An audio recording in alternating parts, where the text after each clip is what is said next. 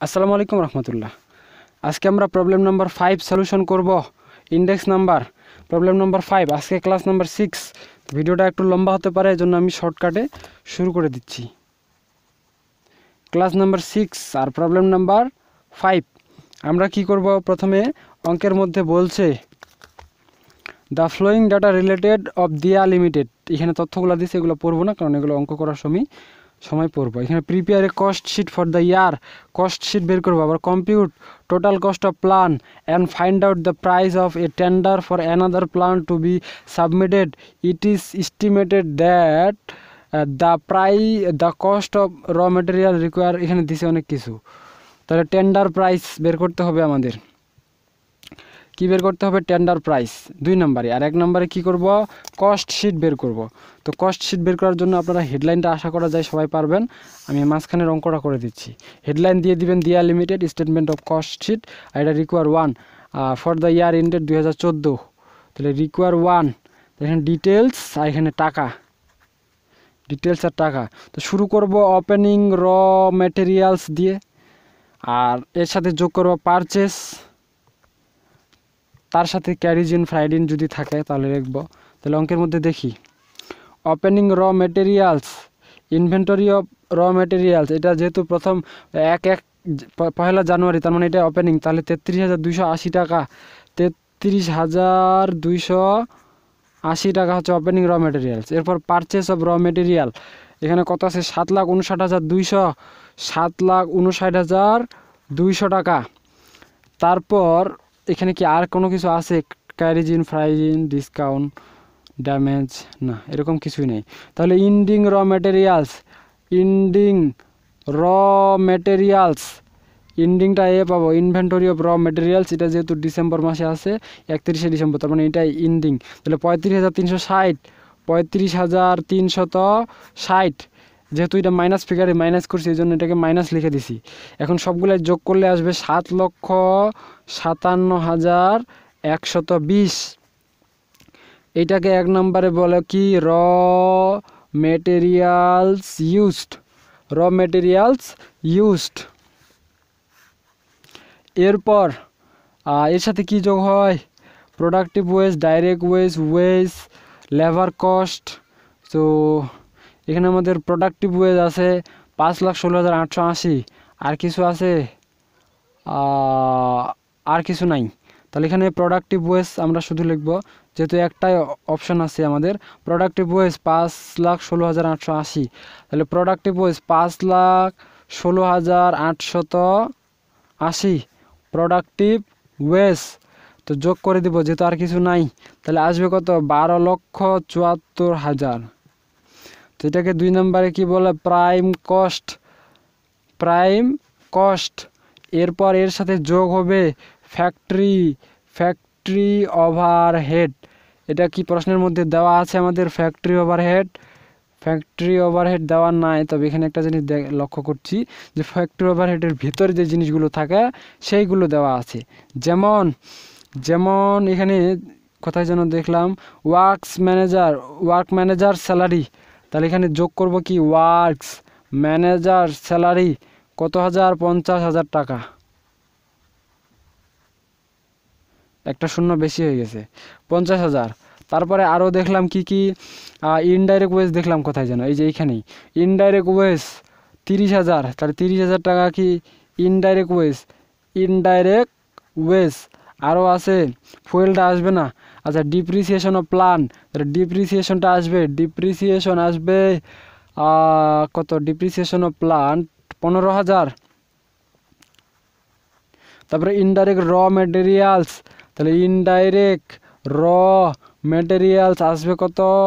10,000 টাকা। আর কিছু আছে? টুলস আসবে, টুলস আসবে 9,220 টাকা। আর নাই। তাহলে এইখানে সবগুলাই যোগ করে যদি আমরা লিখি টোটাল, তাহলে এই সবগুলোই যোগ করলে আবার এই পাশে আসবে কত? 1,29,220। 1,29,220 সাথে যদি 12,74,000 টাকা যোগ করি, তাহলে আসবে 14,03,220 টাকা। তো এত দূর পর্যন্ত আপনারা আসছেন, কোনো প্রবলেম হয়নি। এরপরে নেক্সট ওপেনিং র মেটেরিয়ালস, আর এটাকে কি বলে, এই যে টোটালটাকে বলে 3 নম্বরে ওয়ার্কস কস্ট বা ফ্যাক্টরি কস্ট, ওয়ার্কস কস্ট বা ফ্যাক্টরি কস্ট। এরপর আমরা কি করব, ওপেনিং র মেটেরিয়ালস যোগ করব, ওপেনিং র মেটেরিয়ালস বিয়োগ করব এন্ডিং র মেটেরিয়ালস। আর ওপেনিং র মেটেরিয়ালসটা খুঁজে দেখি আগে। তাহলে ওপেনিং, এই যে এখানে inventory of raw materials, sorry এখানে ওপেনিং র মেটেরিয়ালস না, এখানে opening finish goods, opening finish goods, opening finish goods. তাহলে ওপেনিং ফিনিশ গুড এখানে প্রথম টাকাটা 72,800, 72,800। আর ইন্ডিংটা কত দেখলাম, ইন্ডিং এইদিকে আছে, ফিনিশ গুড ইন্ডিং 78,000, যেহেতু মাইনাস ফিগার এই জন্য এটাকে ফার্স্ট ব্র্যাকেটের ভিতরে লিখে দিছি।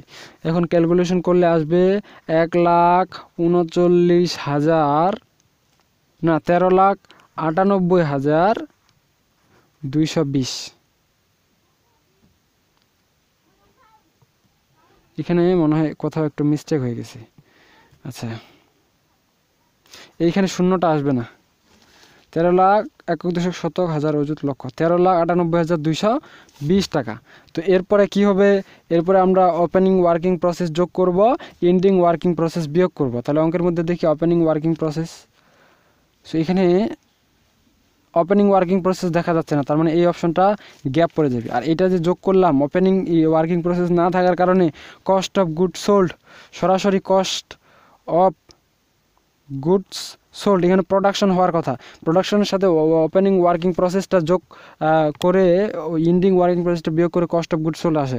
কিন্তু যেহেতু মাঝখানেরগুলো নাই, তো এটা 5 নম্বরেরটা 4 নম্বরে স্থান দখল করে নিছে। এরপর যোগ হবে, কি যোগ হবে, অ্যাডমিনিস্ট্রেশন এক্সপেন্স, স্যালারি এক্সপেন্স সহ অন্যান্য যে এক্সপেন্সগুলো আছে, এখানে দুইটা আছে, উপরে আর এক্সপেন্স নাই আমি দেখলাম। একবার ভালো মতো পড়লে এটা আপনারা বুঝতে পারবেন যে কোথায় কী কী আছে। তাহলে অ্যাডমিনিস্ট্রেশন এক্সপেন্স, অ্যাডমিনিস্ট্রেটিভ এক্সপেন্স, তাহলে যোগ কি করব, অ্যাডমিনিস্ট্রেটিভ এক্সপেন্স, আর যোগ কি হবে, salary, SALARY, salary expense. Administrative expense কত আছে, 30,161, আর স্যালারি এক্সপেন্স আছে 40,000, স্যালারি এক্সপেন্স কত, 40,000। তো সবগুলো যদি যোগ করি তাহলে আসবে কত, 14,68,181, 14,68,181। তো এইটাকে কি বলে, 5 নম্বরে এটাকে বলে টোটাল কস্ট, এটাকে বলে টোটাল কস্ট। আমি একটা নতুন পেজ নিচ্ছি, এই পেজে আমার লেখার জায়গা শেষ। এটাকে কি বলে, টোটাল কস্ট। এরপর আমরা টোটাল কস্টের সাথে কি যোগ করি, প্রফিট। সো প্রফিট আমরা এখানে যোগ করে দেব, প্রফিট। তাহলে যোগ প্রফিট, যোগ PROFIT। সো প্রফিট আমাদের অঙ্কের মধ্যে দেওয়া থাকবে। আমাদের এই অঙ্কের মধ্যে কি দেওয়া আছে, এই যে inventory of sales of finish goods, তার মানে এটাই হচ্ছে আমাদের সেলস করছে, প্রফিট না, প্রফিটটার এখানে প্রফিট হিসাব করতে হয় সেলস মাইনাস টোটাল কস্ট। তাহলে 15,29,200, 15,29,200 মাইনাস টোটাল কস্ট পাইলাম এইখানে একটু আগে পাইলাম 14,68,181, বিয়োগ করলে কত পাবো, বিয়োগ করলে পাবো 61,012। তো দুইটাই যোগ করলে আগেরটাই পাবো 15,29,200। এটাকে বলে সেলস, SALES, সেলস। সেলস শেষ। এরপর আমরা রিকোয়ারমেন্ট 2 করব, এইটা শেষ, আমাদের সেলস বের করে ফেলছি, মানে ওয়ার্কশিটটা আমার শেষ। Compute total cost of plan and find out the price of a tender for another plan to be submitted, it is estimated that. এখানে অনেক কিছুই বলছে। সো আমরা কি করব, টেন্ডার প্রাইস বের করব। টেন্ডার প্রাইস বের করার জন্য প্রথমে একটা আপনাদের ছক টানতে হবে। আমার এটা আবার লাল কালি চলে আসছে, সমস্যা নেই, আপনারা কালো কালি দিয়ে দেবেন। টেন্ডার প্রাইসটা খুবই খুবই খুবই সোজা, তবে টেন্ডার প্রাইসে কিছু ওয়ার্কিং আমাদের করতে হয়। এখানে ডিটেলস, এখানে টাকা, এখানে দিয়া লিমিটেড টেন্ডার প্রাইস লিখে দিবেন, দিয়া লিমিটেড টেন্ডার প্রাইস, হালটাল নাই। তাহলে এখানে প্রথমে টেন্ডার প্রাইস বের করার জন্য র ম্যাটেরিয়ালস লাগবে, র ম্যাটেরিয়ালস। এইখানে বলছে এই রিকোয়ারমেন্টে বলছে কস্ট অফ র material require for the tender will be 52,000। তাহলে টেন্ডার প্রাইস কত? Tender price 52,000। এর সাথে ডাইরেক্ট ওয়েজ যোগ হবে, ডাইরেক্ট ওয়েজ আমাদের এই যে কোথায় দেখলাম, ডাইরেক্ট ওয়েজ টাকা 31,200। তাহলে 31,200 টাকা যোগ হবে। টেন্ডার প্রাইসটা খুবই ছোট এবং সোজা, তাহলে যোগ করলে আসবে 83,200 টাকা। এটাকে বলে প্রাইম কস্ট, প্রাইম কস্ট, পিসি বলে এটাকে প্রাইম কস্ট। এর সাথে ফ্যাক্টরি ওভারহেড যোগ হবে, এর সাথে যোগ হবে ফ্যাক্টরি ওভারহেড। এখন ফ্যাক্টরি ওভারহেডটা কিভাবে পাবো? ফ্যাক্টরি ওভারহেডটা আমরা পাবো এইখানে,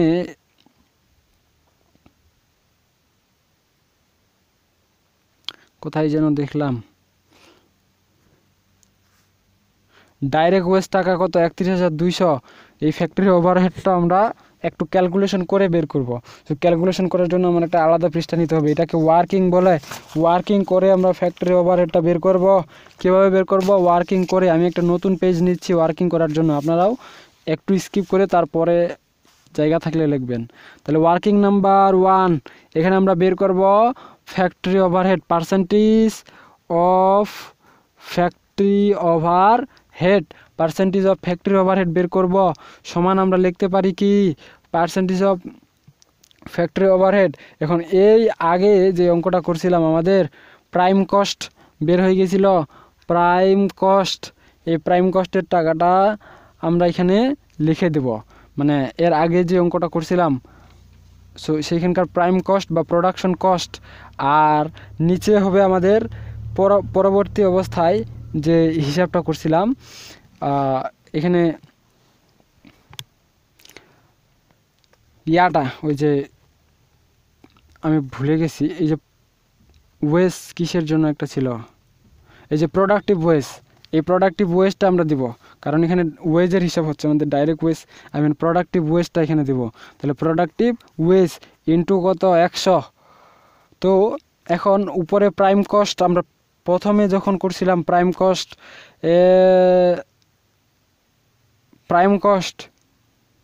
কত বাইর হয়েছিল? 12,74,000 নাকি 12,74,000। তো এই 12 লক্ষ সরি, এটা মিস্টেক হয়ে গেছে মনে হয়, 12,74,000 তো হওয়ার কথা না। সরি, এইখানে ফ্যাক্টরি ওভারহেড, এইখানে একটু মিস্টেক হয়ে গেছে, প্রাইম কস্ট না, এখানে ফ্যাক্টরি ওভারহেড করতেছি না, এইটা আরেকটা আলাদা সূত্র। আচ্ছা, এই সূত্রটাতে আমরা পরে যাব, এটা আমাদের শেষের অধ্যায়ের সূত্রটা চলে আসছে। আচ্ছা, যেহেতু ফ্যাক্টরি ওভারহেডের পার্সেন্টেজ করতেছি, ফ্যাক্টরি ওভারহেডটা দেখব। এখন ফ্যাক্টরি ওভারহেড আমাদের একটাই দেয়নি, ফ্যাক্টরি ওভারহেড আমাদের অনেকগুলো দিছিল, এগুলো আমরা যোগ করে এখানে তো লিখছি টোটালটা, কিন্তু এই পাশে আমাদের বের হয়েছিল কত? 1,29,220 টাকা। এই ফ্যাক্টরি ওভারহেডের ভিতরের জিনিসগুলো, তাহলে এটা 1,29,220 টাকা। আর এখানে প্রোডাক্টিভ ওয়েজ এখানে কত? 5,16,880 টাকা, 5,16,880 টাকা ইন্টু 100। এটাকে ক্যালকুলেশন করলে আপনারা 25% পাবেন, 25%। আচ্ছা, আমাদের আরেকটা জিনিস লাগবে, সেটাও আমরা করে ফেলি, পরবর্তীতে খালি অঙ্ক করব। ওয়ার্কিং 2, এটা হচ্ছে পার্সেন্টেজ অফ অ্যাডমিনিস্ট্রেটিভ কস্ট। এটাও খুব সহজে বের করা যায়, পার্সেন্টেজ অফ অ্যাডমিনিস্ট্রেটিভ কস্ট। তো উপরে আমাদের অ্যাডমিনিস্ট্রেটিভ কস্টটা লিখতে হবে, আর নিচে লিখতে হবে ওয়ার্কিং কস্ট, ইন্টু দিতে হবে 100। তো আমাদের অ্যাডমিনিস্ট্রেটিভ কস্ট কত ছিল এইখানে আমরা দেখব।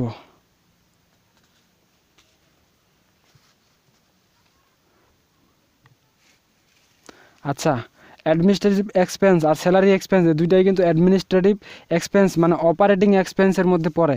এটাকে অপারেটিং এক্সপেন্সও লিখতে পারেন, অপারেটিং এক্সপেন্স। তো দুইটাই যোগ করলে 4 আর 3 7, আর এদিকে যেমন ছিল তো তেমনই। তো তাহলে 70161। আর নিচে আমাদের ডাইরেক্ট ওয়েজ মানে 14,03,220 টাকা যে আসছিল ওইটা আমরা এখানে লিখব। এই যে এটা ওয়ার্কস কস্ট, এই যে আমার এটা মনে আছে 14,03,220 টাকা। তাহলে 14,03,220 ইন্টু 100, এটার পার্সেন্টেজ বের হবে 5%।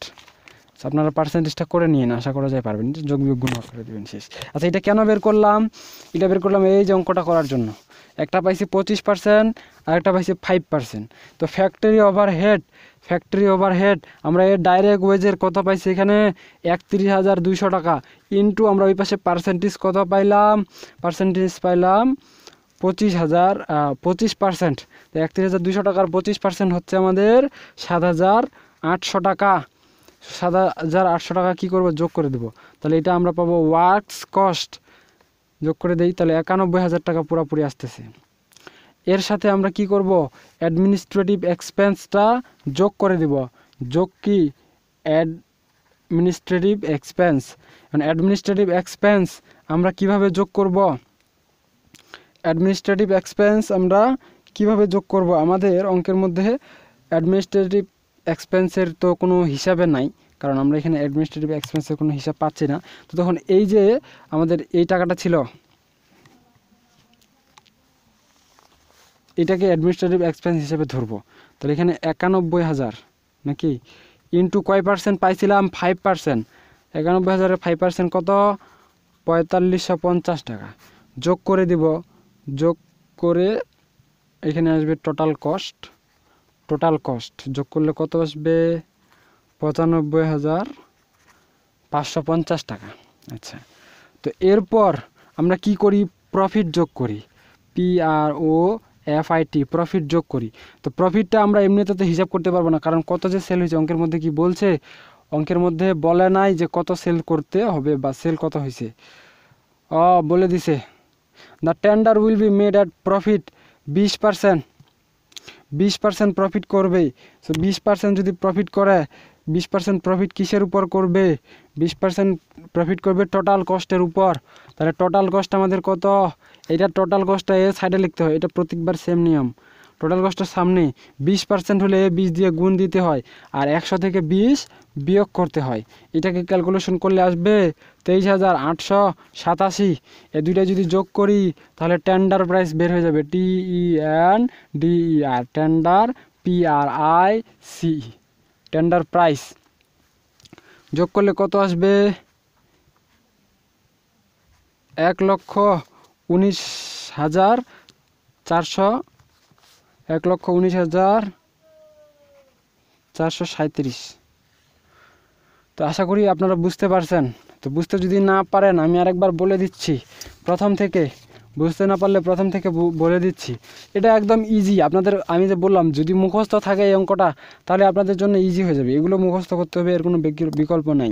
তো ওপেনিং র মেটেরিয়ালসটা যোগ দিয়ে শুরু করব, এর সাথে পারচেসটা লিখব। পারচেস লেখা শেষ, এরপরে খুঁজে দেখব আর পারচেস, রিটার্ন, ডিসকাউন্ট, ড্যামেজ এগুলো আছে কিনা দেখতেছেন, নাই। তবে ইন্ডিং র মেটেরিয়ালস লিখছি, সবগুলো যোগ বিয়োগ করে আমাদের কি বের হয়েছে, র মেটেরিয়াল ইউজড বের হয়েছে। এরপর প্রোডাক্টিভ ওয়েজ বা প্রোডাকশন ওয়েজ কী যেন ছিল, তো ওটা দিয়ে এটা আবার যোগ করছি। আর অন্য কোনো খরচ নাই, সো ডাইরেক্ট ওয়েজ থাকলে, লেবার ওয়েজ থাকলে দিতাম, নাই, তাহলে এটা যোগ করে আমাদের প্রাইম কস্ট বের হয়েছে। প্রাইম কস্টের পর ফ্যাক্টরি ওভারহেড আমরা লিখব, কিন্তু ফ্যাক্টরি ওভারহেড সরাসরি না দিয়ে ভিতরের খরচগুলো দিছে, খরচগুলো সব যোগ করে আমাদের ওয়ার্কস কস্ট বা ফ্যাক্টরি কস্ট বের হয়েছে। এরপর কি করব, ওপেনিং ফিনিশ গুডস আর এন্ডিং ফিনিশ গুডসের ক্যালকুলেশনটা করছি। ওপেনিংটা যোগ হবে, এন্ডিংটা বিয়োগ করছি। এরপর এখানে কস্ট অফ গুডস প্রোডাকশন আসার কথা, কিন্তু কস্ট অফ গুডস সোল্ড আসছে, কারণ এখানে আমাদের নাই, ওই যে ওয়ার্কিং প্রসেস নাই। সো ওয়ার্কিং প্রসেস না থাকার কারণে সরাসরি গুডস সোল্ড আসছে।